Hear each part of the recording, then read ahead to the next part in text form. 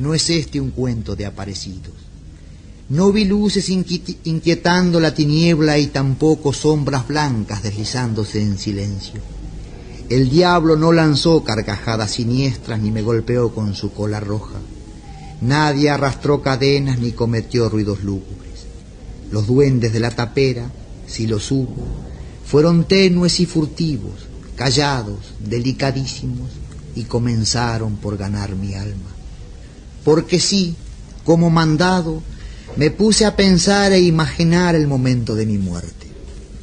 Al cabo de un rato más o menos largo, me pareció haber pasado ya por él.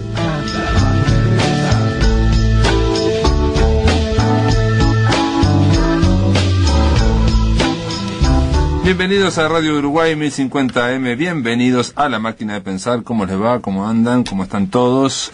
Estamos aquí, estamos escuchando a la voz de Mario Arregui leyendo La Casa de Piedras, pero bueno, hay una persona que me está diciendo que no es la voz de Mario Arregui. Vamos a hablar con ella porque tiene fundamentos para sostener eso. De todas formas, se trataba del cuento, un fragmento, La Casa de Piedras, que es efectivamente de Mario Arregui. Quiero decirles que en el control de emisiones de La Máquina de Pensar tenemos ahí a Sergio Tricánico, que está piloteando esta máquina, y también tenemos al Flaco Germán en la puesta a punto, en la producción. Ustedes ya lo oyeron, estamos dedicándole esta semana a Mario Arregui, un escritor que siempre escribió solamente cuentos. También tiene un libro testimonio de su amigo Oliver Falco, tiene algunos artículos, diría yo, ensayísticos sobre el arte de narrar, el arte de contar, reflexiones sobre el nativismo, sobre la criolledad, decía él, ¿no? Hay que aclarar que Mario Arregui planteó varias veces, él era una persona que vivía en el interior, vivía en una estancia en Flores, pero que odiaba las cabalgatas, así que en este bicentenario estaría más que molesto con las cabalgatas, esas en las cuales se trata de emular esa idea que hay del pasado, ¿no? De ese pasado glorioso, y bueno, donde año a año es algo que lo hace la gente, ¿no? Hay gente en el interior que se reúne todos los años para generar esas grandes cabalgatas. Estuvimos conversando con Pablo Roca, donde conversamos con este crítico literario, con este docente, sobre Mario Arregui y el escritor brasileño Sergio Faraco. También hay que aclarar, contábamos que se hizo una película en Brasil, con capitales brasileros y con también actores argentinos, una película en común entre Brasil y Argentina, basada en tres cuentos de Mario Arregui. Se llama Luna de Octubre, en portugués, que es el nombre que nos enteramos ayer, yo no lo sabía, que con el que se conoce en Brasil un cuento con un pozo, uno de los mejores. Un cuento con insectos. ¿Un cuento con? Insectos. Un cuento con insectos. Bueno, muy bien. Bueno, la que acaba de hablar aquí es Vanina Arregui, que vino y está rectificando todo lo que estamos diciendo. Muy bien. ¿Cómo andás, Vanina? No, perdón. Bien. Muy bien, gracias. Vanina Arregui es profesora de didáctica de literatura de IPA, obviamente. Es alguien que conoce la literatura, pero aparte conoce de Mario Arregui porque es la hija de Mario Arregui. ¿Cómo andás, Vanina? Muy bien, gracias. Ya empezaste rectificando ya antes, de que la voz que escuchábamos al comienzo no era la de Mario Arregui. Y ahora me decís que Luna de Octubre es el título... Un cuento con insectos. Un cuento con insectos. Claro, que justamente tiene como uno de los personajes la Luna de Octubre, que es la que determina, digamos, los procesos que se van a dar en el personaje central. Que es esa mujer Bamboretá, ese ser tan misterioso, mágico y terrible al mismo tiempo. Pero el cuento comienza justamente planteando que es esa noche, ese viento norte y la Luna de Octubre las que generan las transformaciones. Por eso es un cuento fantástico, pero aparte es el título, parece que fue propuesto por el traductor, por Sergio Faraco. Sí, el viejo había dudado en algún momento sobre el título, había planteado en algún momento el 1 de octubre, después se inclinó por un cuento con insectos, a él le gustaba eso de un cuento con, sí, un cuento con coraje, un cuento con un pozo. Y bueno, y se ve que en la traducción se pusieron de acuerdo con Faraco en retomar el 1 de octubre, que había sido descartado cuando él resolvió publicarlo con el título de Un cuento con insectos. Y decime, pero no, sí, no fue dale. rectificación. Tú estabas muy entusiasmado conversando y bueno, y es absolutamente correcto. A mí en clases me pasa un montón de veces que uno quiere decir otra cosa, pero la cabeza va tan rápido. Pero que es en realidad importante, no, se ubica en otro lugar. Pero aparte también digo, primero que uno se puede equivocar y no está mal rectificar porque de último lo estamos haciendo entre todos y esa es la idea. Y aparte te digo, el que nos informó de todo ayer era Pablo Roca, o sea, el trastoque vino de ahí, pero no importa, digo, de dónde vino. El tema es que no seguirlo repitiendo. Claro. Lo que pasa es que en esa película brasilera lo que hace el director, que ya no me acuerdo cómo se llama, no sé si tú tenés ahí. Se llama Luna de Octubre. No, el director. El director, ya mismo te lo digo. Lo que hacía era trabajar con varios cuentos. Él había reorganizado, digamos, una anécdota o un guión, en realidad, a partir de trabajar con Enrique de Freitas Lima. Enrique de Freitas Lima, exactamente. Él estuvo acá con nosotros. Y el argumento está hecho por él y por Mariangela Grando. Y el guión por Alfredo Silkis. Ahí está. Y él lo que hace es justamente hacer una melange de varios cuentos. Un cuento con un pozo, un cuento con insectos, y no me acuerdo si había algo de los contrabandistas también, ¿no? Creo que eran esos 3 cuentos los yo que tengo mixturaba. Lo que yo tengo aquí es que son 3 cuentos, pero no aclara qué 3 cuentos sí, son, sí. ¿no? No te podría decir con certeza, pero creo que eran esos. De todas formas, y con respecto a lo de la voz, sí, a ver. No, escuché muy poquito, pero claro, te puedes imaginar que esa voz electrónica dista muchísimo del recuerdo que puedo tener yo de la voz natural de mi padre, que por otro lado se murió hace 25 años. De todos modos, supongo que la memoria auditiva me haría reconocer su voz de cualquier manera. Me da la sensación de que esa no era su voz, pero no tengo certeza, lo escuché suavecito. Claro, aparte cuando uno lee o lee para grabar, a veces también la voz cambia y eso te puedo dar yo. Al viejo le encantaba leer su obra. ¿Ah, sí? Le encantaba. Cuando estaba trabajando en algo, que trabajaba siempre en la más estricta soledad, normalmente de noche, después de terminar todo su día, su trabajo y sus vueltas con las vacas, con el campo, con la cosechadora, con los tornillos, con los rulemanes, con todas esas cosas que estaba resolviendo a lo largo del día, se encerraba en su escritorito, que estaba un poco aparte, y se quedaba hasta la madrugada trabajando. Le gustaba la soledad para trabajar. Pero cuando ya le había dado forma al cuento y tenía la cosa ya armada, nosotros vivíamos todos acá, sus hijos vivíamos acá en Montevideo, y sus amigos también. Yo no sé cómo era la cosa con sus amigos, sé que la compartía en Arca, que es la época en que yo lo conocí, porque en la época del Café Metro yo no estaba nacida, por supuesto. Pero sí lo recuerdo llegando a casa, muy entusiasmado para leer. Solía reunirnos, nos invitaba, hacíamos una cena o algo, era inevitable comer y estar bien abastecido desde ese punto de vista. Para el viejo era absolutamente indispensable, y entonces después comenzaba la lectura del cuento, y lento, modulando muy bien, muy cuidadoso en la puntuación, en la entonación. Se los leía a ustedes para ver como el primer público, digamos. Y vos sabés que sí, y le gustaba, y nos indagaba con los ojos, o le importaba lo que decíamos. Claro. Yo no sé si después le servía los efectos de cambiar algo o no, pero le encantaba compartirlo, y a nosotros, te puedes imaginar, nos encantaba escucharlo. Ya estamos hablando de hombres y mujeres, de nosotros 25, 30, Sí, porque aparte hay cuentos que son bastante duros, ¿no? Sí, bueno, ya teníamos nuestras vidas, vivíamos acá, y bueno, y es la memoria fresca que tengo, pero le gustaba muchísimo leer, por lo menos a nosotros, le encantaba leer. Ahí hay algo también de la narración oral, digamos, de alguna forma, ¿no? De tratar de enganchar con la palabra la atención del otro, ¿no? Sí, era un buen narrador oral. Además de ser un lector gustoso, digamos, era un buen narrador oral. Ese cuidado por la palabra lo tenía, bueno, por supuesto, en todas las instancias de su vida. Por eso te digo, apenas escuché, estaba en volumen bajo, pero tuve la sensación de que no era la voz. Está bien. Y decime, él bajaba a Montevideo, entonces ustedes se criaron en Montevideo, porque yo lo que decía ayer comentando con Pablo Roca, que yo supongo que como escritor, como intelectual, como artista, no debería haber muchos interlocutores, gente como él, que viviera en medio del campo. Que Sergio Faraco, de última, era alguien que repetía esa experiencia, por más que estaba en Brasil. Claro, no sé sí, qué. sí. Se trata de alguien que está en el medio, un alter ego, exacto, en el medio sí, rural. sí. Sin embargo, aquí, digo, y se me ocurre también Morosoli, el único que cuando empezaste a hablar de rulemanes y no sé qué, digo... Morosoli con su ferretería. Claro, con la barraca, Sí. la barraca Morosoli. Sí.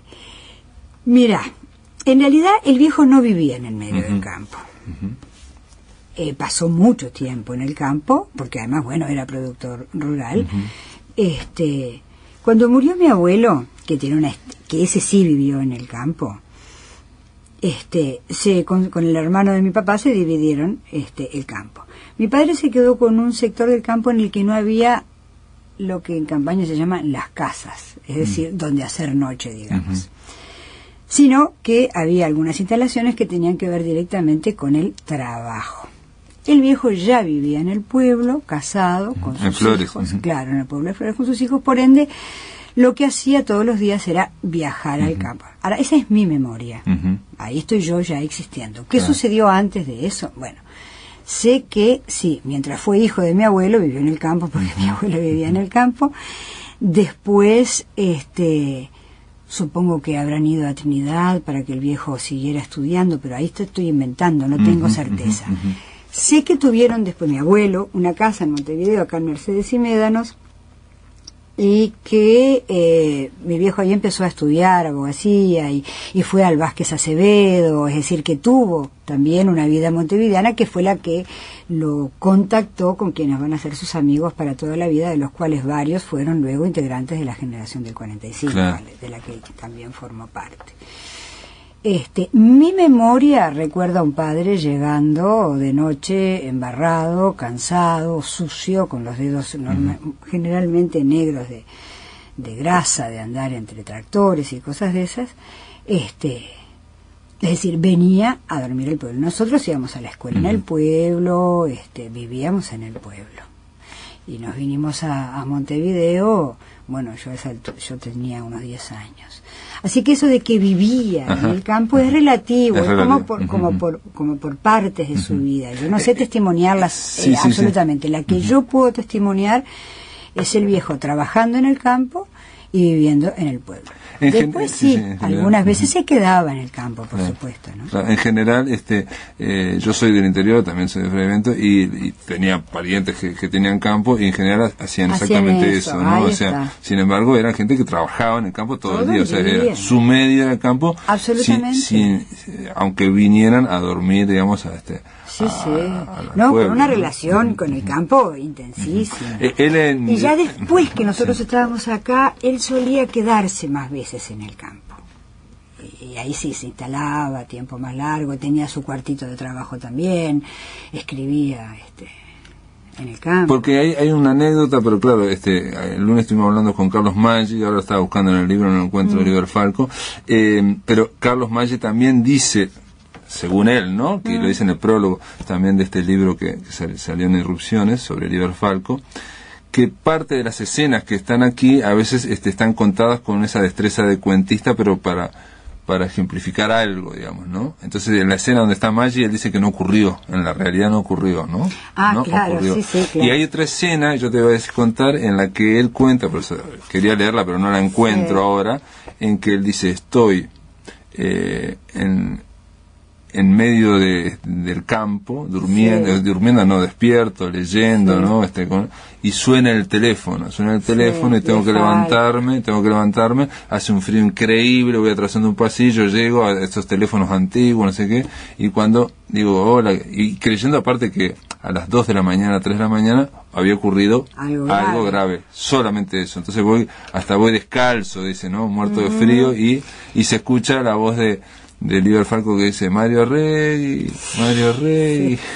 y entonces dice, ¿pero qué pasa? Dice, nada, te queremos, Mario Rey. Pero eso debe haber sido verdad, Y entonces dice, yo puteándolo por lo alto, no sé cuánto, bueno, estaban los dos borrachos cortando y volviéndome rápidamente muerto de frío, dice, con estos cambios. Entonces está hecho muy visual todo, ¿no? Uno se lo ve perfectamente y bueno, te cuenta eso como...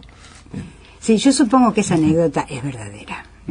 Porque, bueno, tú tenés ahora en la mano esa reedición que se ha hecho, que yo no la he visto porque increíblemente ha sido editada y no he sido ni informada ni han tenido la gentileza de acercarme a algún ejemplar, que es la gentileza característica de las editoriales. Sí. Bueno, hay que hablar yo voy a hablar con la gente de Rusia, ¿no puede ser? Yo supongo que si alguien tiene una editorial sabe cuáles son las fórmulas de uso y si no las usa, bueno. Yo tengo acá la edición que se hizo en la biblioteca de autores uruguayos, de los clásicos uruguayos, que hay una selección de cuentos que es preciosa, con un prólogo lindísimo de Oscar. Mañana va a estar Oscar con ustedes. Bueno, el viejo, por supuesto, es eso que escribe, yo estoy de acuerdo contigo, ¿no? Esa memoria, ensayo, yo qué sé cómo podría catalogarse en términos de géneros literarios el librito sobre Falco, para mí también es una hermosura. Me causa gracia porque le das la misma expresión que Maggi, es el librito sobre Falco, porque es un libro chico, digamos, pequeño, sí, pero es notable, porque es entrañable, porque ese librito no refiere a cantidad, sino a la ternura, a la calidad. El diminutivo ahí es estrictamente cariñoso, no tiene nada que ver con lo cuantitativo. Está bien. Y bueno, con la misma ternura, el viejo me habrá contado cosas de Falco, y no tengo la menor duda de que esa anécdota a la que tú haces referencia es verdad, porque además él me la contó con otras palabras, por supuesto, más de una vez, como que realmente era verdad y que formaba parte de esa emergencia casi mágica de la expresión del cariño, más allá de las precariedades del teléfono, de los kilómetros de distancia, de la curda que tenían los otros dos acá y del frío invernal en el pasillo. Sorteando todas esas cosas, de todos modos, la voz cariñosa de Falco llegaba desde el otro lado del teléfono. Y diciéndole nada más que Mario Regui. Marina Regui, después de la pausa continuamos, si te parece, conversando de los recuerdos y hablando de la obra, de los cuentos de Mario Regui. Muy bien. En el aire de Radio Uruguay, La Máquina de Pensar.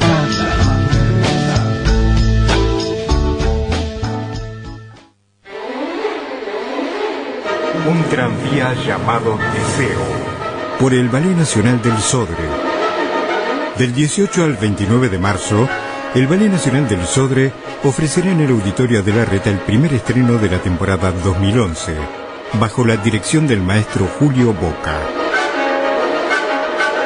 Se trata de un tranvía llamado Deseo, creación del coreógrafo argentino Mauricio Weinroth, en versión libre de la obra homónima de Tennessee Williams, con música de Bela Bartók. Las localidades se encuentran a la venta en la red UTS y en boletería del Auditorio de la Reta de lunes a domingo en el horario de 15 a 20:30.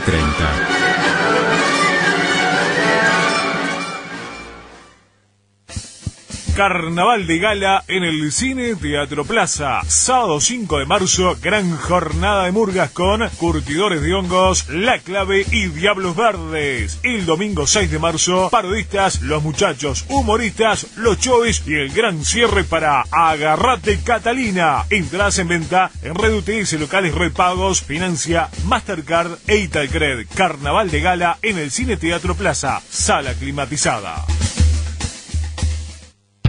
El Instituto Nacional de Artes Escénicas de la Dirección Nacional de Cultura convoca a instituciones, creadores y artistas a una nueva edición del programa Iberescena. Coproducciones, programación de redes, festivales y espacios escénicos, creación dramatúrgica y coreográfica en residencia, organización de talleres, encuentros y seminarios de gestión y producción. Las inscripciones se encuentran abiertas hasta el 15 de julio. Por más información, www.iberescena.org o al teléfono 2900 22 63. El Tungelé 2011. Nuevos segmentos, nuevas notas, pero no nos olvidamos lo que nos dejó el 2010. Poquito a poco se vuelve loco. Te invitamos todas las tardes de este verano a compartir los mejores momentos del año que se fue y lo que se viene en este 2011. Que no lo baile el Tungelé Coco. Como siempre, los esperamos de lunes a viernes de 4 a 6 de la tarde en Radio Uruguay. Conduce Nelson Caula. Produce Carolina Bass. El Tungelé Estival.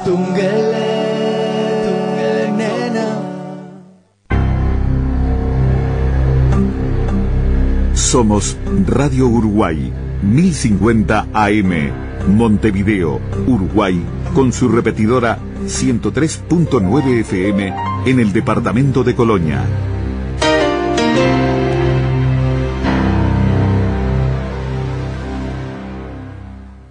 Atención, charlas, entrevistas o columnas que te perdiste o que querés volver a escuchar, las encontrás en el blog de La Máquina de Pensar.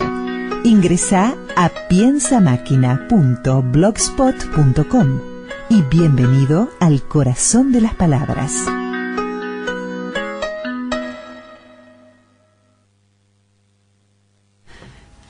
Con cierta metodología de investigación. Muy bien, estamos aquí hablando con Vanina Arregui, como lo están viendo, estamos conversando con Vanina.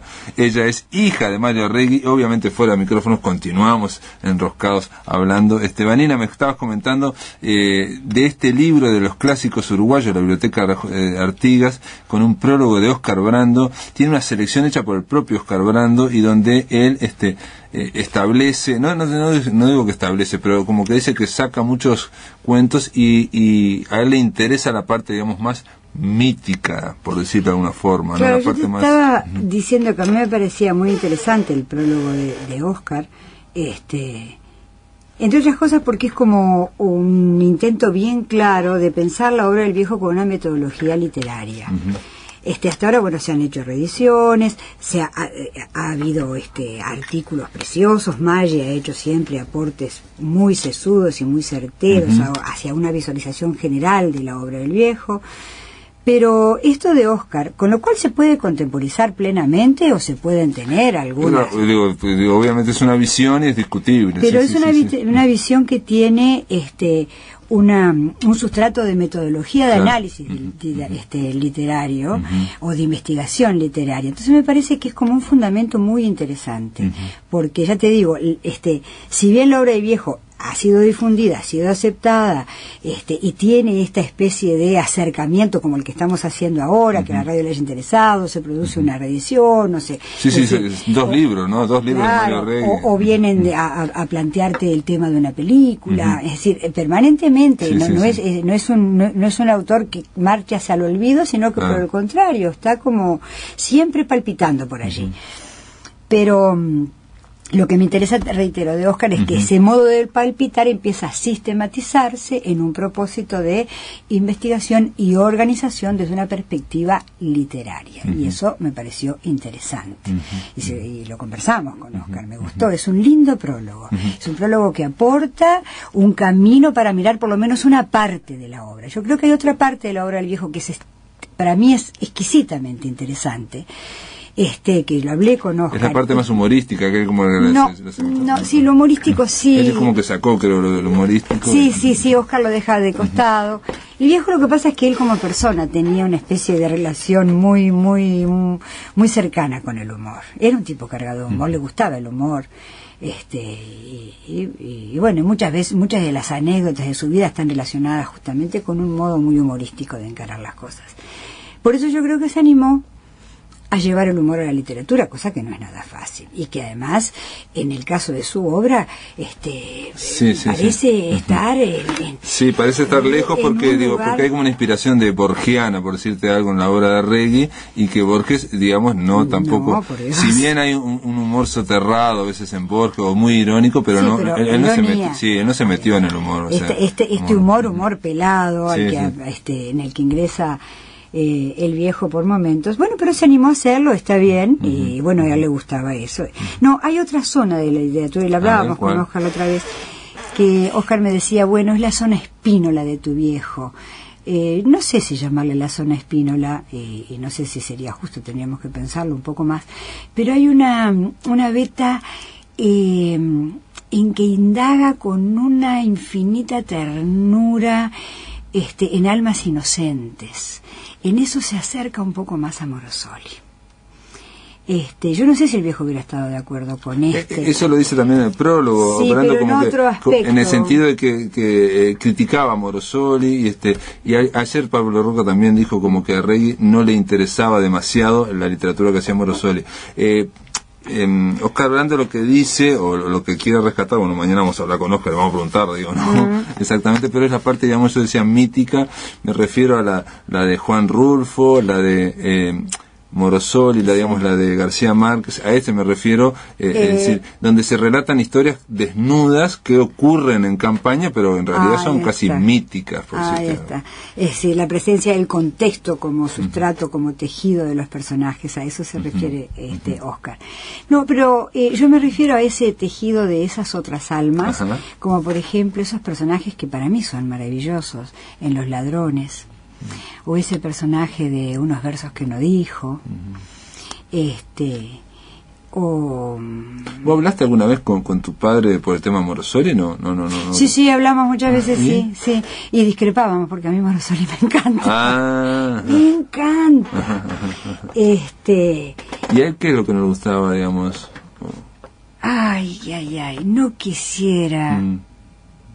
No quisiera tratar de traer a la memoria lo que en este momento no tengo fresco, porque capaz que digo algo que no corresponde. Perfecto. Había algo por lo cual el viejo no terminaba de...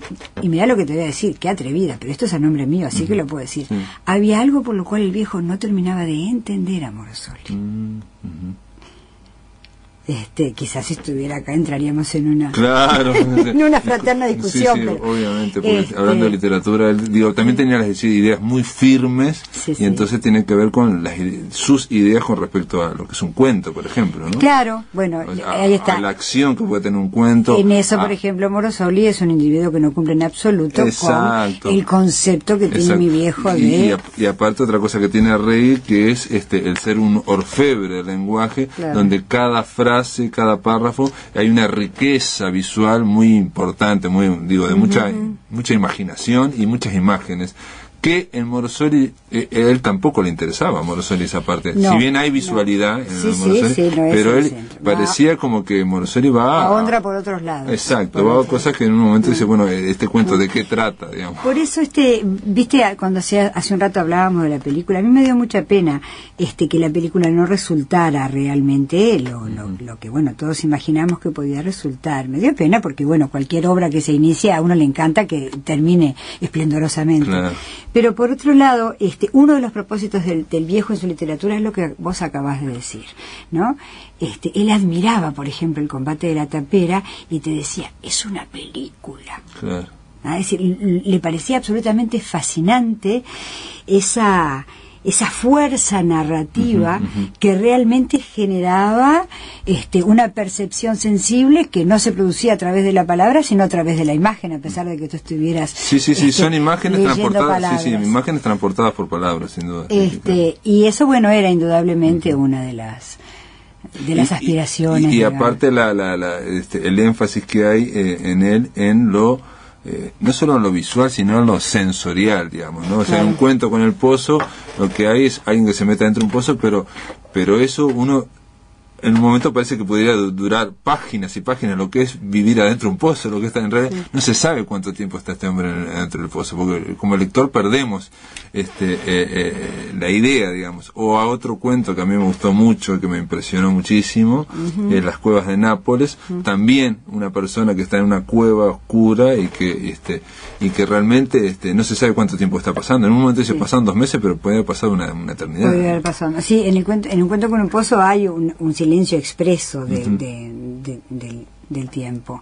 Es un tiempo subjetivo terrible y no debe haber sido mucho tiempo de reloj. No, pero el vértigo, claro, pero el vértigo, la náusea, o sea, todo eso pasarlo en imágenes o en palabras, digamos, son sensaciones que no son solo visuales, digamos. Sí, pero además ahí está el olfato, está el oído, está el tacto con la humedad.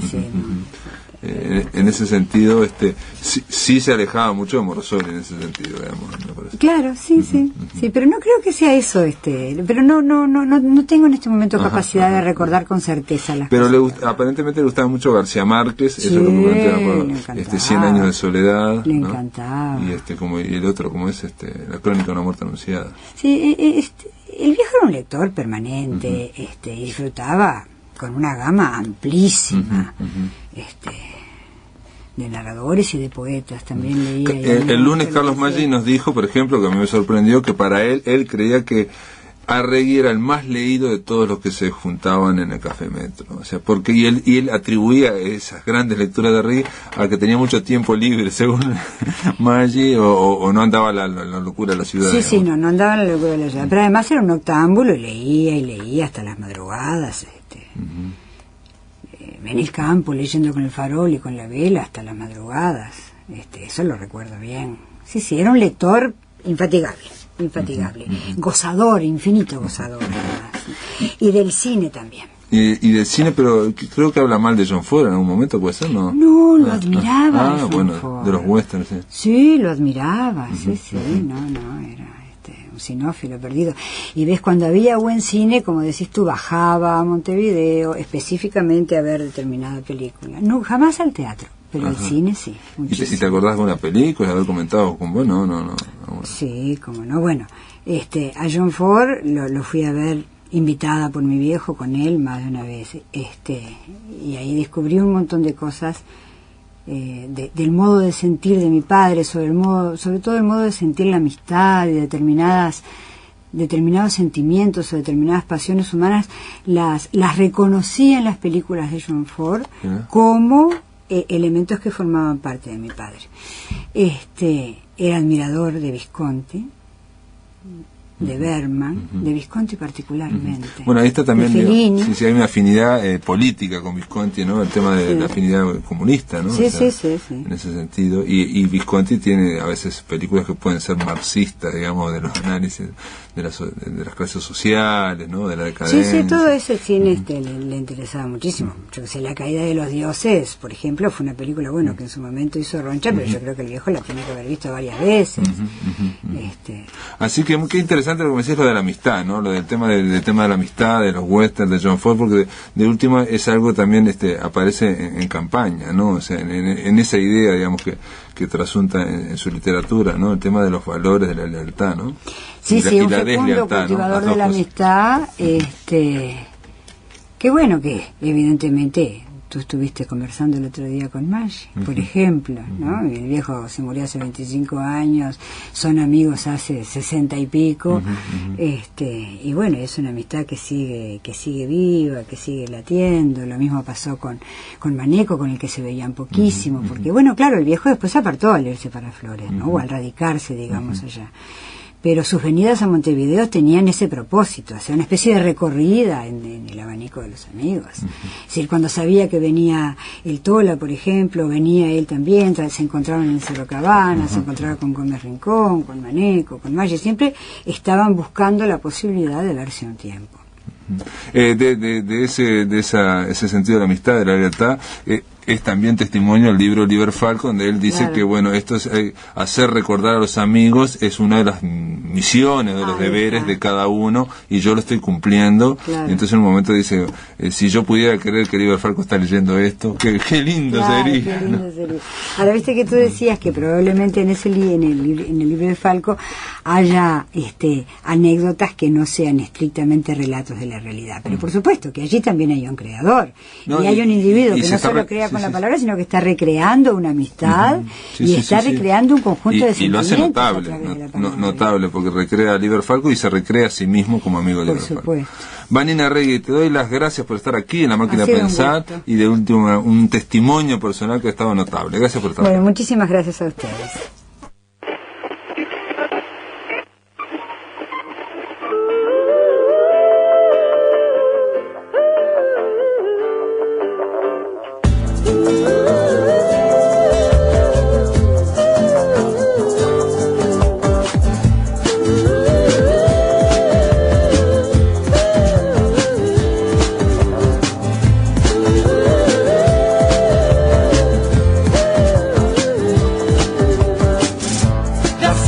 namorar, já sei beijar de língua, agora só me resta sonhar. Já sei onde ir, já sei onde ficar, agora só me falta sair. Não tenho paciência pra televisão, eu não sou audiência para a solidão. Eu sou de ninguém, eu sou de todo mundo e todo mundo me quer bem. Eu sou de ninguém, eu sou de todo mundo e todo mundo é meu também.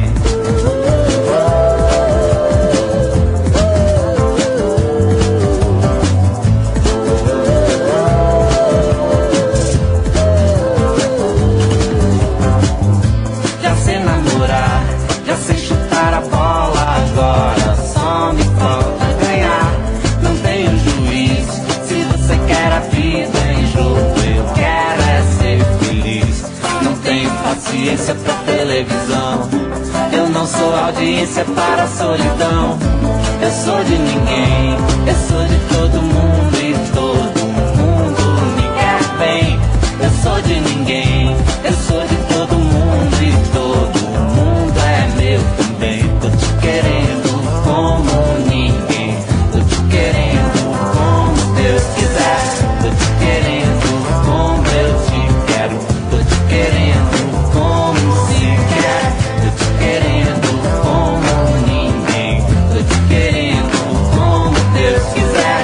Tô te querendo como eu te quero, tô te querendo como se quer.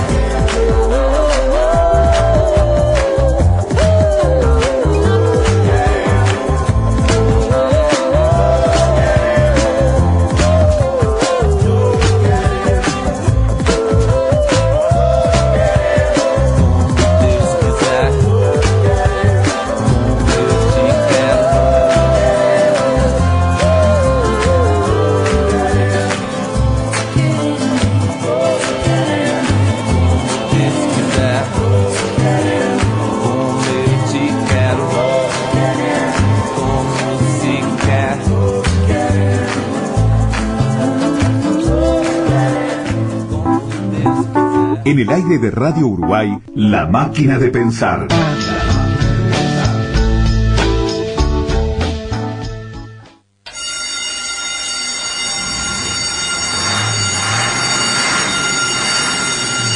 La Dirección Nacional de Bomberos recomienda. Antes de salir de su hogar para disfrutar de sus vacaciones, desconecte todos los artefactos eléctricos. Cierre la llave de paso del gas, controle caño de escape, sistema eléctrico, refrigeración, neumáticos y posibles pérdidas de combustible en su vehículo. Es un aporte a su seguridad de la Radiodifusión Nacional del Sodre.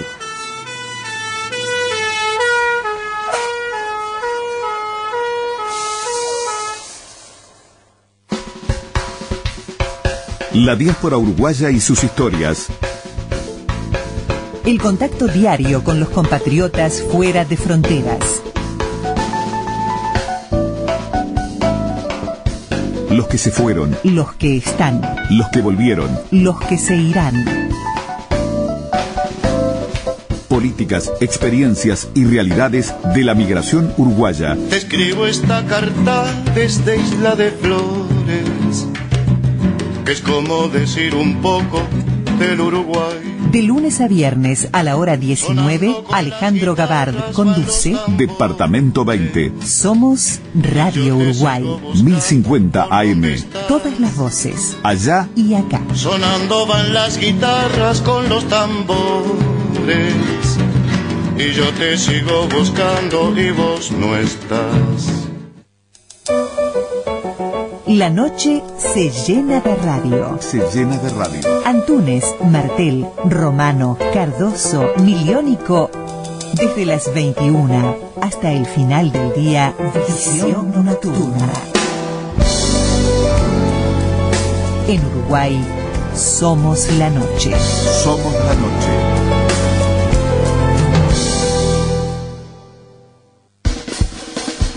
Este próximo domingo en el Mural, Luis Marcelo Pérez entrevistará al locutor Vicente Dumas Sotolani, que nos acercará a sus vivencias y experiencias. El Mural. La materia hecha sentido.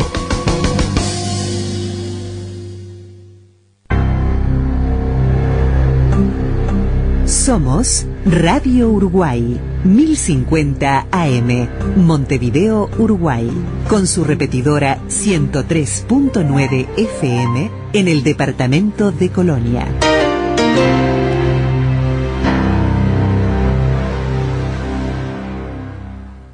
Atención, charlas, entrevistas o columnas que te perdiste o que querés volver a escuchar, las encontrás en el blog de La Máquina de Pensar. Ingresá a piensamáquina.blogspot.com y bienvenido al corazón de las palabras. Y en el tercer bloque del programa de hoy, en La Máquina de Pensar, damos comienzo a un ciclo, a una columna, la columna de Poetas y Locos de Rafael Courtois.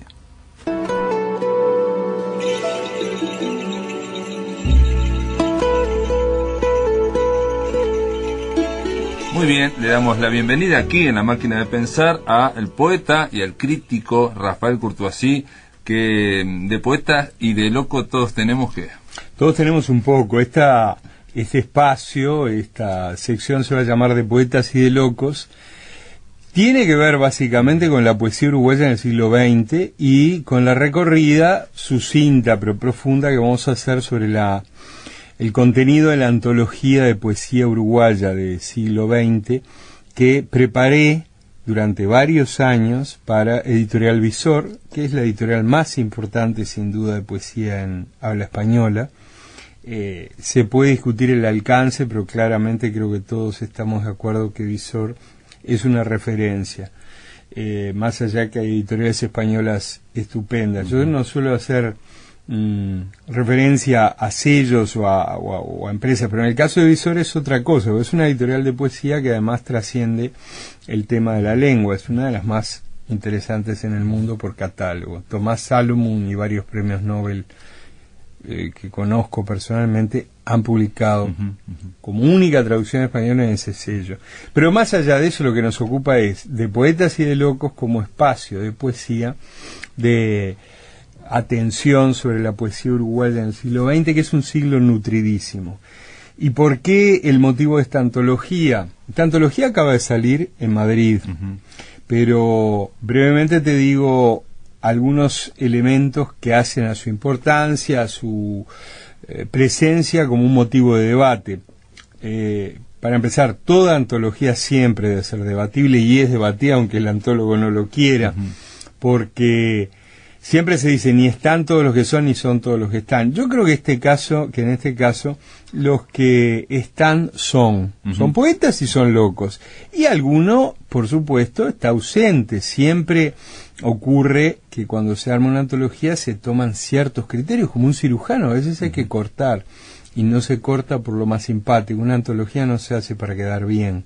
A veces también hay criterios cuantitativos de límites de páginas, y a veces se puede comparar con una red que saca pescados o peces muy importantes, y los que están al lado, que podían haber entrado, bueno, pasan rozando y no entran. Y ahí hay algo que tenemos que destacar de entrada, es mi segunda gran antología de poesía uruguaya contemporánea. Había hecho otra en el año 94, pero ahí secundado, o mejor que secundado, yo los secundaba a ellos, Silvia Lago, catedrática de literatura uruguaya, también iberoamericana, pero ella es catedrática uruguaya en Facultad de Humanidades, no es poeta, y eso era muy importante. Y Washington Benavides, un connotado, un importante nombre de la generación del 60, de modo que en ese caso éramos tres los antólogos, se repartía entre tres tanto la alegría como la responsabilidad y el honor. Fue discutido en su momento y estoy seguro que esta va a ser aún más discutida. La gran ventaja para mí como antólogo que esta la trabajé solo, tuve mucho más tiempo, y digo ventaja porque es un placer trabajar con Benavides y Silvia Lago, pero evidentemente uno tranza cuando en un programa de radio son dos, tres, vos transás aunque vos lo dirijas. Sin duda, sin duda. Este hijo es totalmente tuyo. Este hijo es totalmente mío, y sé que eso va a traer grandes berrinches de algún poeta, que incluso a veces de los que están, porque los que están también protestan, pero eso no es el problema. A veces hasta se protesta por quien no quiero estar acompañado de tal. Absolutamente. Y a veces uno dice, ay, pero y a Menganito no lo pusiste. Yo voy a contar brevemente, aunque parezca que no tiene que ver, y tiene mucho que ver. Tiene mucho que ver y lo vamos a ver en el transcurso de este ciclo. Cuando en el año 94 fui a solicitar la autorización para la inclusión de sus poemas en la antología, Idia Vilariño, esa poeta insignia del 45, de las más importantes junto a las dos grandes otras mujeres poetas del 45, que son Amanda Berenguer y Ida Vitale, alguien que tiene tanto que ver con la generación crítica, con el rigor del que habló tanto el 45, y lo digo un poco con ironía. Entre otras cosas, me tuvo varias horas, me trató muy bien, me sirvió un vinito muy rico, antes de firmarme la autorización, como haciéndose desear. Pero en un momento me deslizó un libro que tengo firmado por ella, de Leandro Vilariño, su padre, con la sugerencia de que lo incluyera. Estamos hablando de una poeta del rigor, del obstinato rigor del 45. Quiere decir que hasta ella tuvo ese devaneo de que incluyera al papá. Ojo, el papá obviamente era un tipo muy valioso, no como poeta. ¿Por qué cuento esto? Porque a veces los poetas incluidos tienen sus líderes, tienen sus referentes, tienen sus amigos. Y uno en esto de la poesía tiene que ser amigo de la poesía y no de los poetas. Se generan a veces coaliciones para en ese, digamos, distribución de poder que es lo que es un ejercicio editorial o de poesía. Pero la pregunta, el que te está escuchando, Rafael, primero asume que es una tarea, digamos, ardua. Es una tarea ardua. Después que puede ser una tarea costosa. Y inmediatamente la pregunta es, ¿por qué Rafael Courtosi quiso hacer? ¿Por qué te impulsa a vos a hacer, obviamente más allá de que probablemente pueda haber habido un pedido, qué te impulsa a meterte en esa camisa de 11 varas? Hay una razón profunda, estética y de proyecto y de programa poético personal. Obviamente una antología es también una antología no de los gustos, pero sí de las referencias y una mirada, una lectura de las muchas posibles del mundo literario. No digo solo de cada poema, sino del mundo literario, de las esferas de peso de las distintas estéticas, de la revalorización. Y en ese sentido, yo no soy de los poetas que cree que se hacen poesía haciendo los versitos de uno y nada más. Yo creo que uno hace la poesía entre todos, en un corpus social, ubicados en circunstancias históricas diversas. Y he tenido el enorme privilegio en los últimos 20 años de viajar por América Latina, por Estados Unidos, por España, en los últimos 4 o 5 años de tener acceso a bibliotecas importantísimas, entonces pude leer no solo algunos textos que no se conseguían acá en Uruguay, sino referencias, críticas, elementos que eran imposibles de conseguir. Sobre Uruguay, sobre literatura uruguaya y poesía uruguaya, en particular en Iowa, en Ohio, donde estuve de profesor visitante, tenía la enorme satisfacción de disponer no solo de esas bibliotecas, sino de acceso a bibliotecas virtuales, a préstamos interbibliotecarios que en Estados Unidos funcionan afortunadamente muy bien en la academia. Ya vos podés pedir el libro que quieras, que esté en cualquier otra biblioteca de cualquier universidad, y como profesor lo conseguís. Y cuando veas el ejemplar vas a ver que el prólogo está firmado sin ninguna pretenciosidad, porque lo armé, lo terminé de escribir en Atenas, Montevideo y Madrid. ¿Por qué? Porque, bueno, fueron 3 ciudades donde escribí parte del prólogo, pero escribí quiere decir, hubo casi 4 años de trabajo, donde fue tomando forma. Y es parte de un proyecto de mirar esa poesía, de hacerla valer, de resignificarla y de arriesgarse. Es una antología no concesiva, tiene una mirada y una aceptación de lo que se suele llamar canónico, pero también una discusión con el canon, una discusión con esos grandes capitostes que parece que deben estar siempre, y es parte de ese proyecto, de esa mirada, de la poesía en el continente. Yo he tenido el privilegio, te decía, también de conocer la poesía del continente. Entonces en el prólogo hablo de lo que significan ciertas corrientes en el contexto de lo que pasó en Colombia con los nadaístas, en Ecuador con los záncicos, en Venezuela con el techo de la ballena, en Argentina en los 60 con el lagrimal Trifurca, y acá en Uruguay algo muy poco conocido con los Búhos del Plata, Clemente Padini, una opción muy abierta así en los 60. Así como he tenido en el 45 y en la década del 30 la posibilidad de comparar con lo que ocurría en otros países del continente. Entonces es un desafío, es parte de un programa de conciencia poética, y en números te cuento, la primera discusión la tuve con el editor, Chus Visor, que los que lo conocen sabrán que es un tipo bastante duro, recibe propuestas de edición de libro todos los días por centenares, o sea, está acostumbrado a decir que no, está acostumbrado a pelear en el sentido de, es un tipo que no por soberbio, sino porque, bueno, maneja un capital cultural muy importante. Me decía 200 páginas, imposible, le digo, el siglo XX uruguayo no cabe.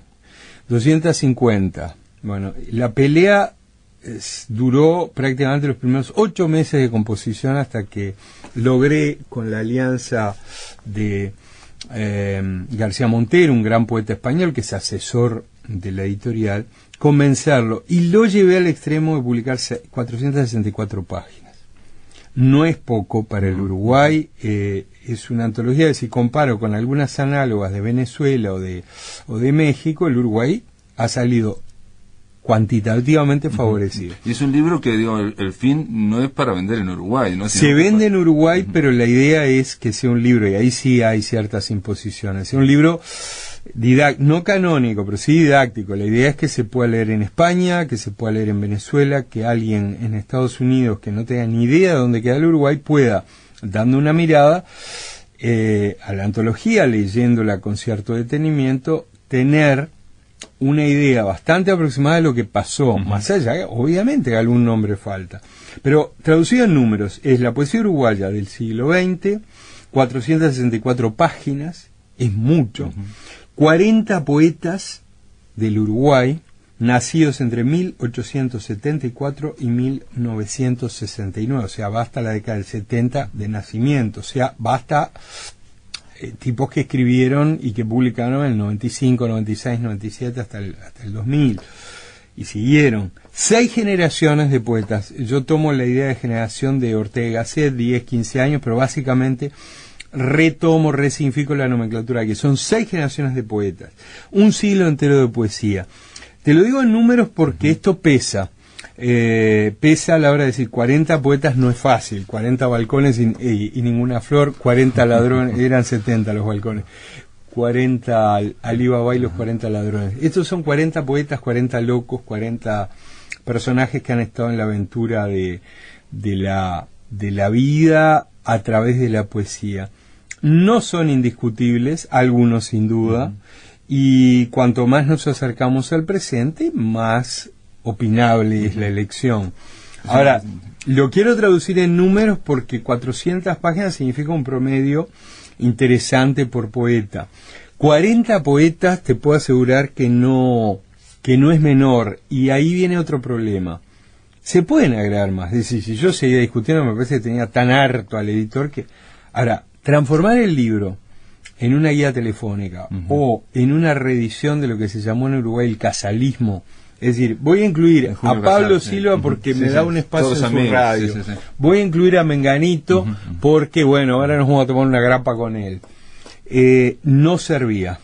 No servía. Tampoco excluir, yo creo que había, con 200 páginas se hubieran quedado unos 15 poetas que a mi juicio son importantes y que resultan en la mayor apuesta. Y te voy adelantando antes de ir generación por generación, porque la idea de pronto del espacio... Si te parece, digo, porque con todo esto generaste un suspenso impresionante. A ver quién está y quién no está. Una última cosa para los amigos en este primer espacio, en esta primera aproximación. En este primer round. En este primer round. La antología de Visor, esta voluminosa, y como le dijo algún crítico español, pero creo que lo dijo en el mejor sentido, contundente antología, la poesía uruguaya del siglo XX, publicada por Visor, ya está distribuida, ya está en Uruguay. Insisto, el lector uruguayo no es un destinatario natural, el destinatario natural es latinoamericano español. y por conexión el lector estadounidense, hispano o no hispano que le interese lo hispano. Esa antología ya la puede encontrar el lector en las librerías y ya se puede agarrar un berrinche o felicitar